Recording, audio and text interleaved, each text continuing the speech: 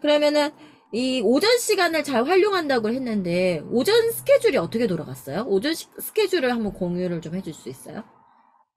아, 저는 아침 7시까지 일단 스터디 카페를 갔어요. 근데 이제 음. 갈 때도 운동을 하려고 자전거를 타고 어. 한 10분 정도 가서 이제 자전거를 타고 가서 간단히 아침 먹으면서 교육학 좀 정리하면서 한 2시간 정도 교육학 공부를 하고 그리고 1시간 정도는 이제 그 전날에 공부했던 부분들에 대해서 개강총회 문제를 음. 풀어보면서 좀 복습을 하고 그다음에 그 다음부터 10시부터 1시까지는 이제 제가 혼자서 스터디원들이랑 범위를 정해서 오늘은 어디부터 어디까지 보자 하고 이제 시간을 맞춰놓고 그 페이지를 공부를 하고 정독을 하고 하는 그 방향을 했거든요. 그래서 그렇게 해서 아침 7시부터 1시까지를 스터디 카페에서 딱 밀도 있게 하다 보니까 그 뒤에 오후 시간이랑 저녁 시간도 좀 피곤하긴 하지만 잘 끌고 갈 수 있었던 것 같아요.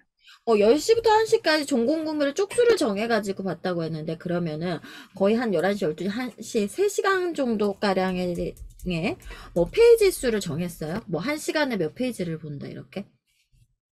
네, 그런 식으로 정했는데, 이제 구체적으로 범위를 나눠서 어떤 때는 한 과목, 두 과목 정도 보기도 했고, 국악이랑 음교론 이런 식으로 보기도 했고, 아니면 세 과목을 다 본 적도 있었고, 아니면 좀 너무 범위가 큰 뭐 현대음악 같은 경우는 굉장히 크잖아요. 그런 부분은 그 당일 3시간 동안 현대만 본다, 이런 식으로 하거나 음. 하면서 그때그때 맞춰서 같이 범위를 좀 음. 고민했던 것 같아요. 그럼 공부를 하다 보면은, 왜 음교론을 내가 지금 이제 손을 댔어? 그러면은 공부를 하다 보면은 욕심이 나게 될 때가 있잖아요. 좀만 더 하면은 내가 더 깊숙하게 알 것 같고, 그런데 이걸 하면은 이제 그 다음 스케줄이 미뤄질 것 같고, 못할 것 같고, 그런 갈등이 수시로 있잖아요.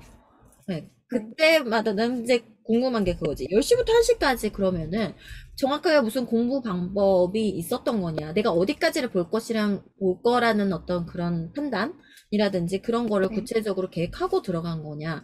그런 부분들이 궁금할 것 같거든요.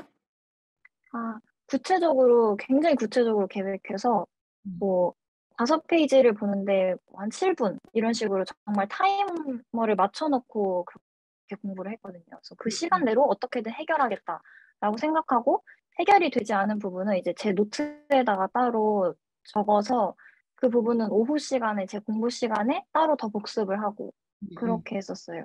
그러니까 시간을 짧게 잡아서 뭐 남들이 말하는 뭐 1시간 공부했다 2시간 공부했다가 아니라 그 1시간 네. 안에서도 짧게 짧게 카운트를 해서 계속 긴장을 할 수 있게 마련을 해줬던 거군요. 네, 그러면 네. 그런 식으로 이제 공부를 오전 시간에 제대로 짧고 굵게 뭐 짧은 시간도 아닌 것 같아. 7시부터 쭉 이렇게 했었으면은. 그러면 이제 오후 시간에 굉장히 이제 피곤해지잖아요. 네.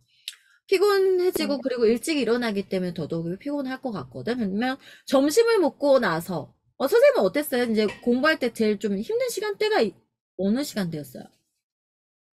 저는 5시부터 6시? 뭐, 이 정도가 되게 힘들었던 것 같아요. 배고파서 힘들었던 거 아니야? 저녁 먹기 전이라서. 졸려가지고, 그 시간이 졸려서. 졸려서, 그 전까지는, 네, 그 전까지는 이제 그 실기를 점심 먹고 나서가 사실 제일 졸립잖아요. 그러니까요. 예. 그때는 실기를 해서 잠을 내쫓았는데, 이제 이제 그 실기하고 다음 시간부터 조금, 네. 실기하고 나서 이제 몸도 피곤해지고 하니까 그러면 실기를 점심 먹고 나서 매일 그 스케줄로 넣어져 있었어요? 네, 아예 매일 스케줄로 넣어서 그럼 몇 그냥 시부터 몇 했어요. 1시간 정도를. 1시간 정도? 한 2시부터 3시, 네. 2시부터 2시부터 3시? 3시 그러면은 요렇게. 3시 이후로는 다시 이제 연필 두고 공부하는 걸로? 1차 공부하는 걸로? 네. 그러면 이제 3시부터 이제 자리에 앉아서 공부를 하니까 한두 시간 하고 나면 이제 졸리기 시작을 한 거였구나. 몸이 네. 자, 그러면 자, 실기도 한번 여쭤볼게요. 실기도 하다 보면은 뭔가 몰입을 하면서 맹목적인 몰입을 하게 될 때가 있어요. 그죠? 뭔가, 이거를 네. 해결한다기보다도 그냥 연습을 할 때가 있고, 그냥 뭔가 목표의식이 없이 그냥 이렇게 연습의 항해, 연습의 노예 같은 것처럼, 멍한 태도로 그냥 이렇게 연습을 할 때도 있고 하는데, 선생님은 그러면 그 짧은 시간에 어떤 목표를 가지고 연습에 임했고, 그리고 또 아까와 똑같은 질문인데요. 뭔가 좀만 더 하면 될 것 같은데 아까운데 이거 좀 하면은 뭔가 내가 할 수 있을 것 같은데 라고 하는 그런 갈등에서 더 할까 말까 라는 것도 있을 수 있고, 오늘 연습이 너무 재밌어. 너무 재밌어서 끊기 싫어. 오늘 그냥 공부도 하기 싫은데 더 해야 돼. 더 하고 싶어. 왜 우리가 이제 음악을 했던 사람들이기 때문에 음악과 노래 부르고 하는 거가 더 재밌네 하면서 더 하고 싶을 때도 있을 수 있고, 여러 가지의 이유에서 한 시간을 똑바로 이 연습의 어떤 성장을 하기 위한 목표로만 정진을 할 수는 없는 상황이 있을 수 있단 말이죠. 그때 선생님은 어떤 조치를 하셨는지. 저는 일단은 연습의 목표를 아까 뒀던 것처럼 그 녹음을 계속해서 만드는 걸 목표로 하니까 이제 그걸 만들고 나면 연습을 딱 끝내야 되는데, 선생님 말씀하신 것처럼 그날 뭔가 잘 되면 더 연습하고 싶은 마음이 들잖아요. 그래서 그때는 이제 뭐 몇 번만 더 하겠다 이런 식으로 그 횟수를 정해놓고 하거나, 어. 아니면 시간을 조금 더 뭐, 아니 2시부터 3시까지 연습 시간인데 뭐 30분만 더 하겠다 이런 식으로 뭔가 조금 목표를 뚜렷하게 정해놓고 할 수 있었던 것 같아요. 그래서 그날 만약에 좀 오전에 공부를 많이 했으면 피아노에 조금 더 시간을 투자해도 되니까 뭐 2시간 정도까지 연습한 적도 있었고, 아니면 그 오전에 공부를 좀 못 끝낸 게 많다 하면은 더 연습하고 싶어도 연습을 접고, 이런 식으로 그날 상황에 따라서 조금 유동적으로 했던 것 같습니다. 그럼 공부를 할 때요, 그 이동하는 거리가 있었을까요? 연습을 하는 시간이 중간에 있었기 때문에 가까운데 뭐 연습실을 잡았었나요? 저는 집에서 그냥 전자피아노로 연습을 해서, 그러면은 또 집에 네, 들어오면서 점심 먹고 연습하는 거고. 그러면은 이제 이 네. 이후에 3시 이후에 공부도 다시 가요? 다시 나갔나요? 아니요, 그때부터 이제 집에서 집에서. 진행을 했습니다. 오, 네. 또 굉장히 또 이 방식도 효율적인 방식이 될 수 있을 것 같아요. 아침엔 뭔가 출근하듯이 스터디 카페를 나가서 너무 또 바깥에 오래 있으면 사람이 또 지치기도 하거든. 그러니까 짧은 시간에 효율적으로 공부를 하고 집으로 돌아와서 뭔가 또 분위기를 바꿔가지고 집에서 또 하는 방식을 택했던 것 같아요. 장소에 대한 거를 뭐 꼭 도서관에서 하루 종일 한다, 집에서 하루 종일 한다가 아니라 우리가 이제 장소에 따라서 또 공부하는 어떤 기분이라든지 이런 게 달라지는 거를 선생님은 짧은 시간 안에 집중할 수 있는 방식을 택했던 것 같네요. 그 방식이 네, 선생님한테 맞아요. 잘 맞았나 봐요. 계속 1년 동안 계속 그랬어요? 1년 동안 그렇게 하진 않았고, 이 패턴은 사실 9월 이후부터 제가 좀 잡게 된 패턴인데, 그 음, 상반기 동안 시행착오를 겪으면서 이제 하루 종일 스터디 카페나 뭐 밖에서 공부해보기도 하고, 음, 하루 종일 집에서 해보기도 하고, 이런 것들을 해보니까 저는 공간이 계속해서 짧게 짧게 바뀌어야 음, 집중력을 바로바로 그렇게 밀도 있게 쓸 수 있는 사람이더라고요. 그래서 그런 것들을 성향을 알게 되니까 음. 그렇게 스케줄을 잡을 수 있게 됐던 것 같아요. 선생님이 얼마나 계획적인 사람이다라는 게 이렇게 느낌으로 오는데요. 내가 언뜻 듣기로 본인이 이제 스케줄 관리적인 거를 이제 구글 스프레드시트 같은 걸로 시간표 관리도 하고 그랬다고 들었어요.